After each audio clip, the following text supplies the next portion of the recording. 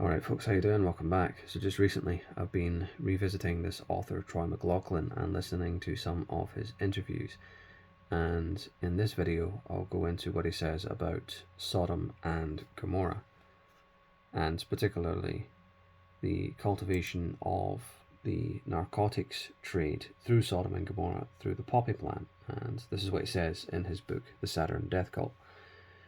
Courtesy of the rise of agriculture near the end of the preceding age of silver, some plants had been found to exhibit desirable properties other than nourishment, though this would have been known at a local level for millennia. It wasn't until the advent of concentrated farming that the commercial potential of these certain plants could be realized.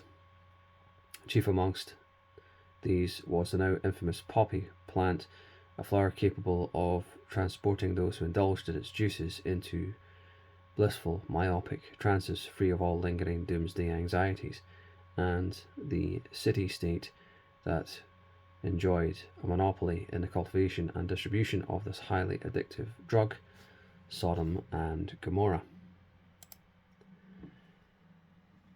And when we go a bit further into the book, the term "their grapes are grapes of gall" highlighted the use of the word gall, which is translated from the Hebrew word rosh. Rosh is the Hebrew word for the poppy plant, the source of opium, and according to the above quote from Deuteronomy, cultivated by Sodom and Gomorrah.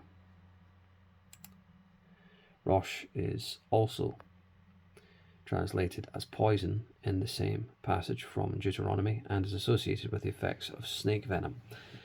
The water of gall, or rosh, is also referred to in the Bible many times, e.g. Jeremiah 9:15. This is direct reference to the sap of the poppy, which is very bitter to taste and creates a drunken effect when consumed. So it can be seen that the consumption of gall, or opium, and its poisonous effects, wormwood, very much point to the existence of a drug trade flourishing during the heyday of Sodom and Gomorrah. This is why the fields of poppy plants with their distinctive sap-bearing head were called the grapes of Sodom. From this we can assume that Sodom and Gomorrah generated most of their income from the cultivation of the poppy. Now, why do I bring that up? Because according to the author Commons Beaumont, he says that ancient Sodom was not in the Middle East, as is generally assumed, or even presumed, but actually ancient Sodom was Avonmouth near Bristol. Now, if indeed Bristol was Sodom, and Sodom was engaged in the cultivation of the poppy and was the heart of a narcotics drug empire, then by extension there would have to be poppy fields in the area. Is this the case?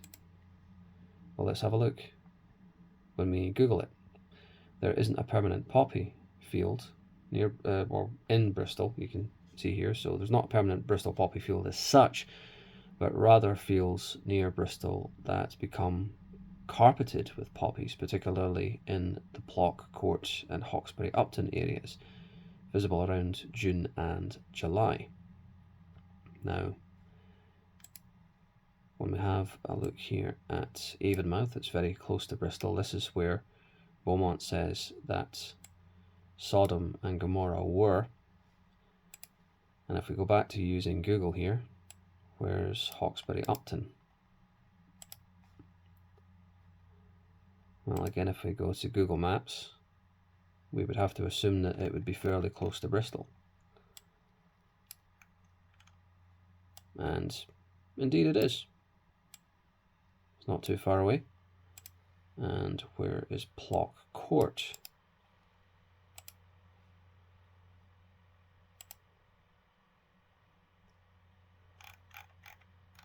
I have to zoom out a little bit, near Gloucester. But yeah, it's just up the road from Bristol.